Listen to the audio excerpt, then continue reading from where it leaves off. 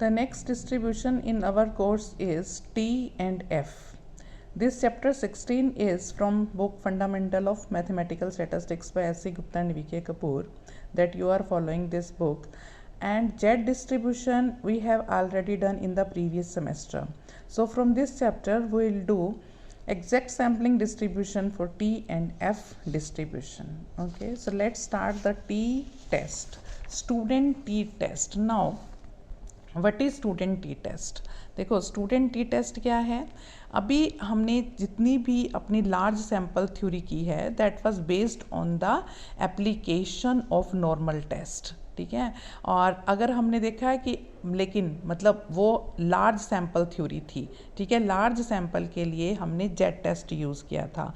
अगर हमारे पास सैम्पल साइज एन स्मॉल हो, लार्ज नहीं, लार्ज और स्मॉल सैम्पल का कंसेप्ट आपको बताया था। If sample size is greater than और equal to 30 then it is the large sample, if it is less than 30 then it is the small sample. और large sample के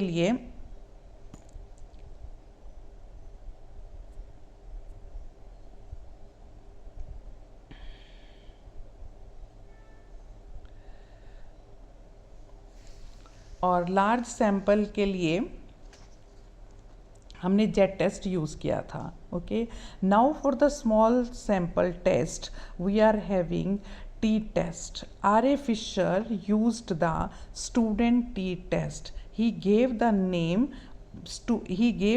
under the pen name of student. Okay, so it is known as students T test. So student T distribution, अब जो students T distribution है this is student T distribution. Okay, तो student T distribution means R A Fisher ने ही हमें ये T test और F test दिया था, ठीक है। फिशर जेड हमने किया है, जेड टेस्ट हम ऑलरेडी कर चुके हैं।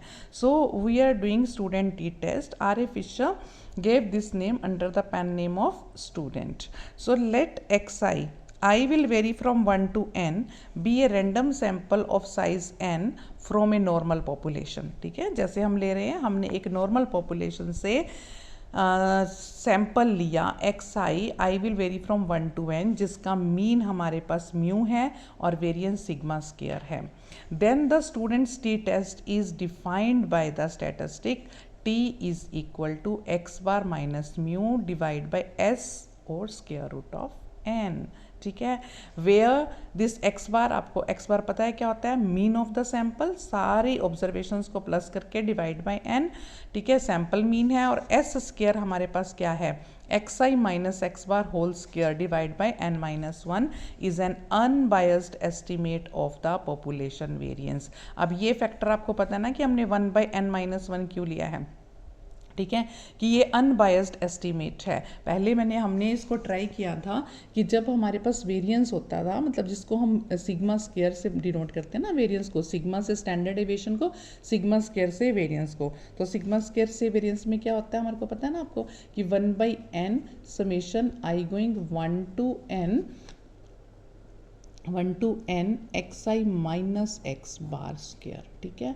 लेकिन अब हम यहाँ पर जब s ले रहे हैं, मतलब हमने जब इसका अब यहाँ पे s को डिफाइन कर रहे हैं तो हम 1 बाई n माइनस 1 करते हैं, क्योंकि हमने पिछले सेमेस्टर में प्रूव करके बताया था कि अगर हम देखते हैं कि जिस तरह से सैम्पल मीन अनबायस्ड होता है कि उसकी एक्सपेक्टेड वैल्यू म्यू के बराबर होती है, तो हम कहते हैं sample mean is an unbiased estimate of the population mean.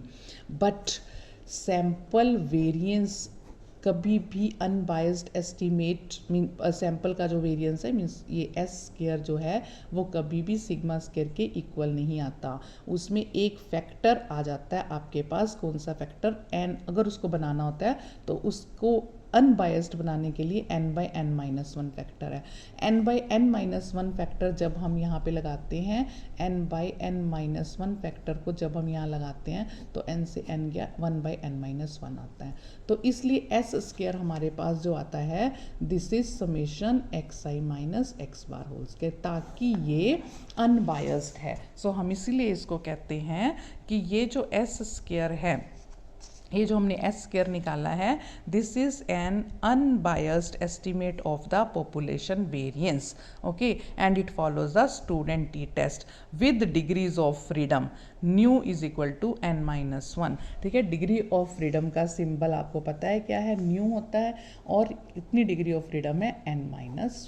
So this is the student T test. तो स्टूडेंट टी टेस्ट जब आपके पास आएगा कि टी टेस्ट को कैसे अप्लाई करना है, सबसे पहली बात कि सैंपल का जो साइज़ है, जो आपके पास n है, वो क्या होना चाहिए, वो स्मॉल होना चाहिए।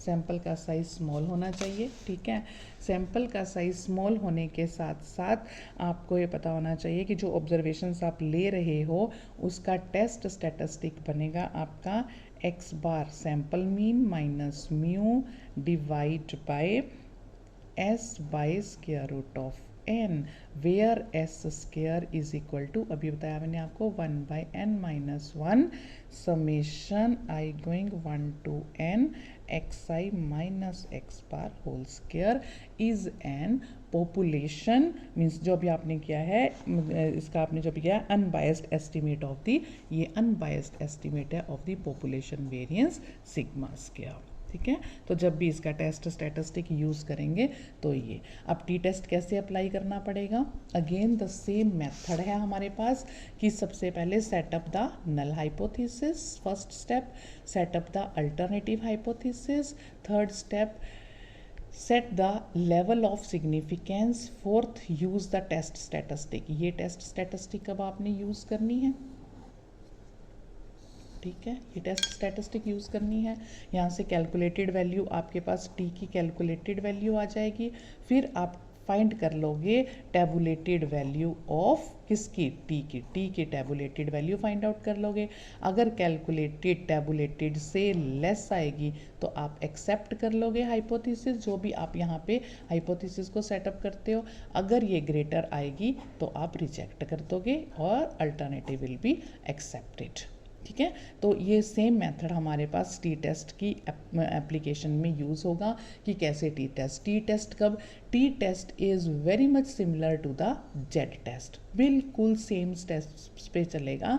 जैसे हमने टी टेस्ट जेड टेस्ट हो गया था, ऐसे ही टी टेस्ट करेंगे। फ़र्क क्या है, जेड टेस्ट हमारे पास लार्ज सैंपल के लिए यूज़ होता है और टी टेस्ट हमारे पास स्मॉल सैंपल के लिए होता है। और difference between large and small क्या है, n अगर आपका ग्रेटर देन 30 है या इक्वल टू 30 है तो वो लार्ज में काउंट होगा, और n अगर लेस देन 30 है तो वो स्मॉल में काउंट होगा। ठीक है, तो टी टेस्ट का डेरिवेशन, उसके लिमिटिंग फॉर्म और उसकी एप्लीकेशंस जो हैं वो हम अपने नेक्स्ट उसमें करेंगे। ठीक है, ये इसकी हम इसका डिस्ट्रीब्यूशन, इसके कॉन्स्टेंट्स, इसके नेक्स्ट एप्लीकेशन में हम इसको करेंगे। ठीक है।